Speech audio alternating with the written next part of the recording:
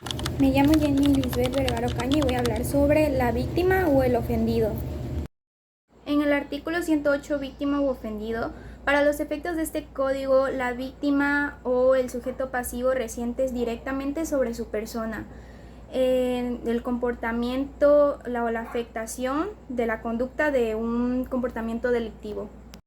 Asimismo, se le considerará ofendido a la persona física o moral, titular jurídico lesionado o puesto en peligro por la acción o la omisión de la ley penal puesta como delito. En los delitos cuya consecuencia fuera la muerte de la víctima o que la víctima personalmente no pudiera ejercer los derechos que tiene sobre este código, se considerará como ofendido en el siguiente orden. Por parientes con consanguinidad en la línea recta, ascendente o descendente sin limitación de grado, por afinidad o civil, o por cualquier otra persona que tenga relación afectiva con la víctima. La víctima u ofendido, en términos de constitución y demás ordenamientos, se le da de los derechos y prerrogativas que se le reconocen. El artículo 109 de la víctima u ofendido. En los procedimientos previstos por este código, la víctima o el ofendido tendrá los siguientes derechos: a ser informado a los derechos que en su favor se le reconocen por la Constitución. El Ministerio Público y sus auxiliares, así como el órgano jurisdiccional, les faciliten el acceso a la justicia y les presten los servicios que constitucionalmente tienen encomendados con legalidad, honradez, lealtad, imparcialidad y profesionalismo, eficiencia, la perspectiva de género y eficacia con la debida diligencia. A contar con información de sus derechos con su beneficio que existan, como ser atendidos por personal de su mismo sexo o del sexo que la víctima elija, como así lo requieren, y recibir desde la comisión del delito atención médica y psicológica de urgencia, así como atención jurídica a través de un asesor jurídico. A comunicarse inmediatamente después de haberse cometido un delito con un familiar e incluso con su asesor jurídico. De ser informado cuando así lo solicite del desarrollo del procedimiento penal por su asesor jurídico, el Ministerio Público y o en su caso por el juez del tribunal. A ser tratado con respeto y dignidad. A contar con un asesor jurídico gratuito en cualquier etapa del procedimiento, en los términos de la legislación aplicable. Recibir un trato sin discriminación para evitar que se atente contra la dignidad humana y se anulen o menoscaben sus derechos y libertades, por la que la protección de sus derechos se hará sin distinción alguna. Acceder a la justicia de manera pronta, gratuita e imparcial, sin importar sus denuncias o querellas. A participar en los mecanismos alternos de solución de controversias. A recibir gratuitamente la asistencia de un intérprete o traductor desde la denuncia hasta la conclusión del procedimiento penal. Cuando la víctima o ofendido pertenezca a un grupo étnico o indígena o no conozca el idioma español. En caso de tener alguna discapacidad, a que se realicen ajustes del procedimiento que sean necesarias para salvaguardar sus derechos. De igual forma, se adaptarán las condiciones que sean necesarias para garantizar el acceso a las personas adultas mayores cuando así lo requieran. A que se le proporcione asistencia migratoria cuando tenga alguna otra nacionalidad. A que se les reciba todos los datos o pruebas pertinentes con los que cuente, tanto como en la investigación como en el proceso. A que se desahoguen las diligencias correspondientes y a intervenir en el juicio e imponer los recursos que establece este código. A intervenir en todo el procedimiento por sí o a través de su asesor jurídico conforme lo dispuesto en este código. A que se le provea protección cuando exista riesgo para su vida o a su integridad personal. A solicitar la realización de actos de investigación que en su caso correspondan, salvo que el Ministerio Público considere que no es necesario, debiendo fundar y motivar su negativa. A solicitar el traslado de la autoridad al lugar en donde se encuentre, para ser interrogada o para participar en el acto para el cual fue citada, cuando por su edad, por alguna enfermedad grave o por alguna imposibilidad física o psicológica que dificulte su comparencia, a cuyo fin deberá requerir la dispensa, por sí o por un tercero, con anticipación. A impugnar por sí o por medio de su representante las omisiones o negligencia que cometa el Ministerio Público en el desempeño de sus funciones de investigación. Por ejemplo, en los términos previstos en este código y las demás disposiciones legales aplicables. A tener acceso a los registros de la investigación durante el procedimiento, así como obtener copia gratuita de estos, salvo que la información esté sujeta a reserva así determinada por el órgano jurisdiccional. A ser restituidos en sus derechos cuando estos estén acreditados. Que se le garantice la reparación del daño durante el procedimiento en cualquiera de las formas previstas en este código. A que se le repare el daño causado por la comisión del delito, pudiendo solicitarlo directamente al órgano jurisdiccional, sin prejuicio de que el Ministerio Público lo solicite. Al resguardo de su identidad y demás datos cuando sean menores de edad, así como los delitos de violación de la libertad y el normal desarrollo psicosexual, violencia familiar, secuestro, trata de personas o cuando el juicio del órgano jurisdiccional sea necesario para su protección, salvaguardarnos en todo caso de los derechos de la defensa. A ser notificado del desistimiento de la acción penal y de todas las resoluciones que finalicen el procedimiento, así como de conformidad con las reglas que establece este código. A solicitar la reapertura del proceso cuando se haya solicitado su suspensión y los demás que establezcan este código y otras leyes aplicables. En caso de que las víctimas sean personas menores a 18 años, el órgano jurisdiccional o el Ministerio Público tendrán en cuenta los principios del interés superior a los niños o adolescentes, tendrán en cuenta la prevalencia de sus derechos, su protección integral y los derechos consagrados de la Constitución, y serán tratados así como previstos en el presente código. Para los delitos que impliquen la violencia hacia las mujeres, se deberán observar todos los derechos que establece en su favor la Ley General del Acceso a las Mujeres a una vida libre de violencia y las demás disposiciones aplicables. Hola, muy buenas tardes. Yo soy la alumna Montserrat Pérez y a mí me tocó hablarles sobre el asesor jurídico. Bueno, primero que nada, nuestro Código Nacional de Procedimientos Penales nos habla sobre la designación de un asesor jurídico en el artículo 110. Bueno, ¿y qué es un asesor jurídico? El asesor jurídico es la persona que acompaña y representa a la víctima o ofendido en lo que es todo su proceso penal para que éste pueda proteger sus derechos y le pueda garantizar su participación en ella. Muy bien. Y ahora, como segundo punto, les vamos a mencionar que, el asesor jurídico es un licenciado en Derecho o abogado titulado.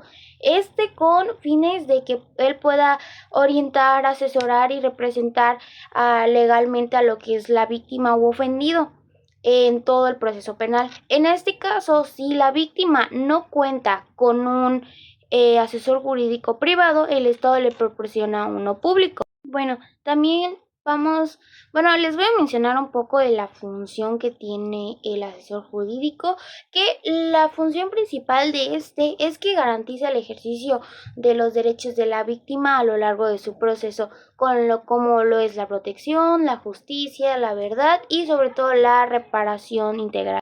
Bueno, ya les había mencionado que el asesor jurídico hace 3 funciones: orienta, asesora y representa legalmente.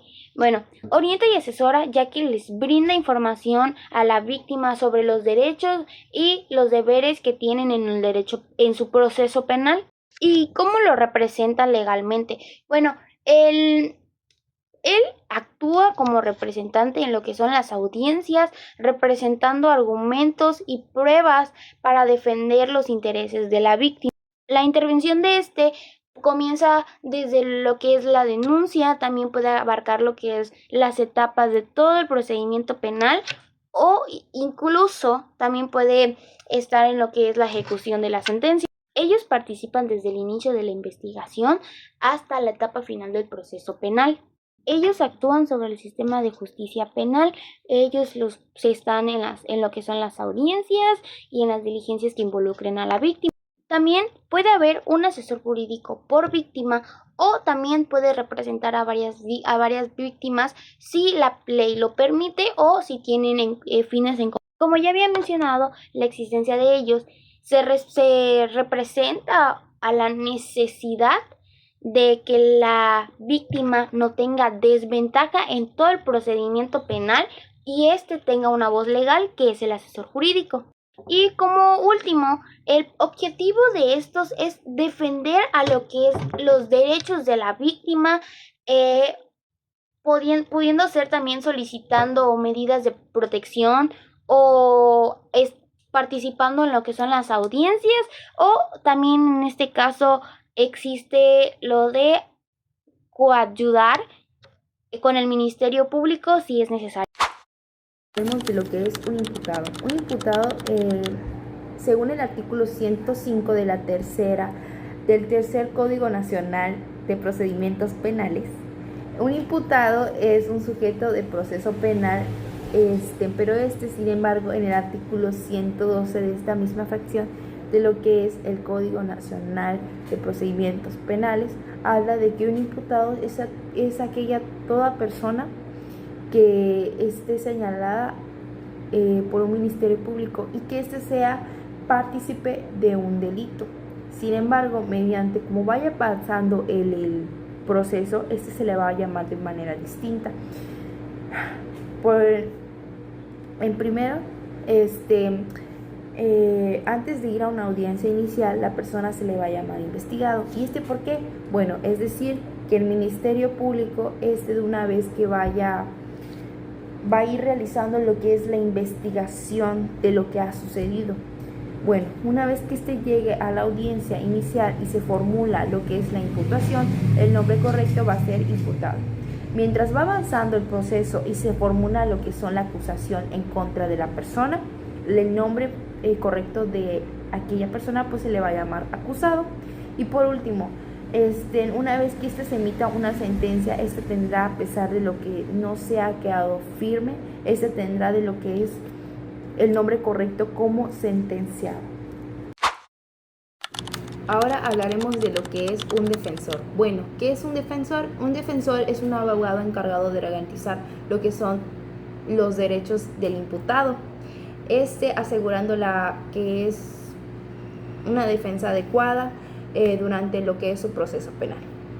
Bueno, un abogado puede ser particularmente contratado por el imputado o del defensor público asignado por el Estado. Mismo te lo puede dar el Estado o tú mismo puedes contratarlo durante su tiempo. Bueno, el defensor actúa durante todo el procedimiento penal, desde la detención del imputado hasta donde concluye el caso. Hablemos del lugar. Bueno, su lugar lleva a cabo lo que es la intervención en tribunales y juzgados y en cualquier lugar donde se realice lo que son las diligencias relacionadas a dicho caso. Después tenemos en cantidad, bueno, no hay un límite en cuanto al número de defensores, pero generalmente se cuenta con solo un defensor. Su causa, interviene de manera necesaria para garantizar un derecho de defensa a lo que es una defensa adecuada, a un principio fundamental de lo que es el debido proceso. Después tenemos su objetivo. Su objetivo de un defensor es más que nada proteger los derechos del imputado y buscar la verdad y asegurarse que se haga justicia de manera imparcial.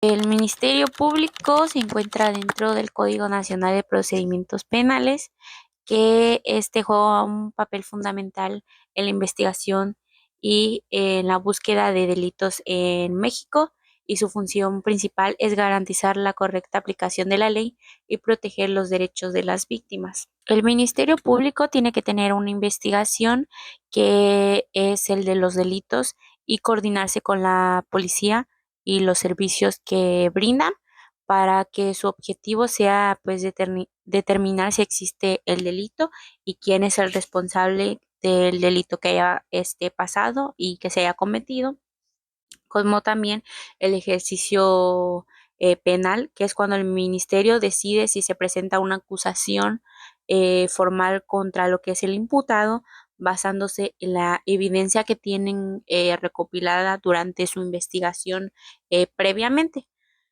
La protección de las víctimas es la que obliga brindar apoyo y protección hacia lo que son las víctimas del delito causado, incluyendo la asistencia legal, médica y psicológica. Y la transparencia es cuando el Ministerio Público debe proporcionar información correcta y veraz sobre los hechos que pasaron y los hallazgos que se hayan dado en la investigación, sin ocultar información o datos importantes que puedan ser favorables para el imputado y el delito que se haya cometido. El Ministerio Público es un personaje clave en lo que es el sistema de justicias penales de México, porque su función es esencial para garantizar un proceso justo y eficiente, protegiendo los derechos de las víctimas y asegurando que que el proceso sea pues responsable, que la persona responsable pues tenga este cargo y que sean llevados ante un juez y que cada delito sea llevado conforme a lo que haya pasado y toda la información que se haya sacado en la investigación previamente hecha. En resumen, lo que es el Ministerio Público es el encargado de investigar los delitos, presentar las acusaciones, proteger a las víctimas y garantizar pues un proceso justo en el sistema de justicia penal mexicano hacia el afectado. Hola, muy buenas tardes. Yo soy Montserrat Pérez y ahora les vengo a hablar sobre los jueces y magistrados. Según nuestro Código Nacional de Procedimientos Penales, en el capítulo 7 nos habla sobre los jueces y magistrados a partir del artículo 133. Bueno, también les voy a platicar sobre qué son los jueces y magistrados, pues ellos son autoridades encargadas de dirigir todo el proceso penal, resolver lo que son las controversias y garantizar que se respeten los derechos de las partes conforme a la Constitución y al Código Nacional de Procedimientos Penales. Bueno, en este caso también nos hablan de 3 tipos de jueces. Está el juez de control, el juez de juicio oral y los magistrados de tribunales de alzada, que corresponde a según la etapa del proceso que tiene. Y pues relacionado a esto, cada tipo de juez tiene pues funciones específicas. Bueno, y ahora les voy a explicar la función que tiene cada juez. Como primero vamos a hablar sobre el juez de control, que es el juez que se encarga de supervisar que se respeten los derechos de las personas durante la investigación y también la etapa intermedia. Bueno, durante la investigación se refiere a cuando se está reuniendo evidencia y la etapa intermedia es cuando ya se deciden qué pruebas se van a usar en el juicio. Como por ejemplo, podemos imaginar que una persona es acusada de robo y el juez de control verifica si fue legal su detención, si la policía tiene pruebas para arrestarla y decide si esa persona debe de ir a prisión preventiva o puede esperar el juicio de libertad. También autoriza lo que son cateos e intervenciones telefónicas y decide si las pruebas pasan a juicio o no. Bueno, ahora les voy a hablar sobre los jueces de juicio oral. Estas personas son las que escuchan a los testigos y revisan las pruebas y al final estos jueces deciden si la persona es culpable o es inocente. Como vamos a volver a poner el mismo ejemplo del robo, en donde ellos van a escuchar al testigo que vio al sujeto robando, al acusado y a los abogados. Ellos analizan todas las pruebas y al final de todo dan un veredicto. el veredicto es culpable o no culpable, nada más. Ahora les voy a explicar sobre los magistrados. Los magistrados son las personas que revisan las resoluciones impugnadas mediante recursos. ¿Qué quiere decir esto? Bueno, vamos a poner, cuando alguien no está de acuerdo con una decisión de un juez, por ejemplo, el abogado cree que hubo un error en lo que es el juicio, puede presentar un recurso. Los magistrados son los encargados de revisar ese recurso y deciden si se mantiene o se cambia lo que ha dicho el juez. Bueno, ahora vamos a poner un ejemplo. Vamos a poner, si el juez de juicio oral declaró culpable a una persona, pero el abogado cree que no se valoraron bien lo que son las pruebas, puede apelar. O sea, en este caso entran los magistrados. Ellos revisan la apelación del caso y pueden decidir y repetir lo que es el juicio o dejar la sentencia tal y como está. Ellos intervienen en momentos clave del proceso penal. Ellos intervienen desde la audiencia principal, también puede ser pasando lo que es por el juicio hasta la intervención de las apelaciones, que es lo que hacen los magistrados. Bueno, ellos también desempeñan lo que son sus funciones en salas de audiencia del Poder Judicial dentro de un sistema acusatorio oral. También en un juicio oral, no, generalmente solo hay un solo juez. Este es un sistema unipersonal. También en las apelaciones sabemos que los dan los magistrados, entonces en un tribunal solo hay 3 magistrados que suelen analizar los recursos.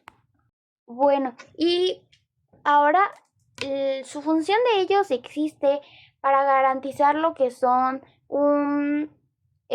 garantizar lo que es un debido proceso, resolver lo que son las controversias con imparcialidad y evitar abusos de poder. Y como último, vamos a mencionar el objetivo. El objetivo de ellos es impartir lo que es la justicia, resolver sobre la legalidad de actos procesales, determinar lo que son las medidas cautelales y sentenciar a personas acusadas y proteger a lo que son los derechos de las víctimas e imputados. Ahora hablamos sobre lo que son sobre lo que es la autoridad de medidas cautelares, que este es un órgano fundamental dentro del Código Nacional de Procedimientos Penales, pues en el Estado de México, en la Ciudad de México, y su función principal es la supervisión y también evaluar las medidas cautelares que se imponen a los imputados durante el proceso penal que se les haya dado o se les haya concedido, excepto lo que es la prisión preventiva. Las funciones principales o algunas de las funciones de las autoridades de medidas cautelares pueden ser la evaluación de riesgos, que es cuando se evalúa el riesgo de que el imputado se fugue, obstruya la justicia o pueda hasta repetir el delito y lo haya hecho varias veces, para determinar si las medidas que se le dan, las medidas cautelares que se les imponen, son adecuadas dependiendo de lo que pasó. La supervisión del cumplimiento es cuando la autoridad, en este caso el órgano, verifica que el imputado cumpla con las medidas cautelares que se les haya impuesto, como la presentación que tienen, la prohibición de acercarse a la víctima o la entrega de su pasaporte, si es en ese caso, o presentación periódica. La revisión de las medidas es cuando la autoridad puede revisar las medidas que se le hayan puesto, dependiendo las circunstancias, si las circunstancias se le cambian o si él pide que se las cambien, como la aparición de nuevas pruebas, más datos de la investigación o la modificación de riesgo de fuga, que ese aparece en la evaluación de riesgos que tiene. La información es cuando la autoridad proporciona pues información dependiendo de las partes que están involucradas en lo que es el proceso, incluyendo el Ministerio Público, a la defensa y a la víctima, que es sobre el cumplimiento o el incumplimiento de las medidas cautelares que se le hayan dado al imputado. El acceso o información, que es cuando la autoridad tiene el acceso a estos sistemas de información del Sistema Nacional y tienen un carácter público para realizar su trabajo. La importancia de la autoridad de las medidas cautelares en cuanto al sistema penal, juega un papel crucial en el sistema de justicia en México, ya que garantiza que las medidas cautelares se apliquen de forma justa y efectiva, como también protege los derechos de las víctimas y evita las fugas de los imputados y asegurar un proceso judicial justo y que sea llevado conforme a lo que se dicta. En resumen, la autoridad de medidas cautelares se encarga de supervisar y evaluar las medidas que se le han dado, las medidas cautelares que se le imponen a los imputados para garantizar el cumplimiento y la seguridad del proceso judicial y lo que haya cometido contra la víctima.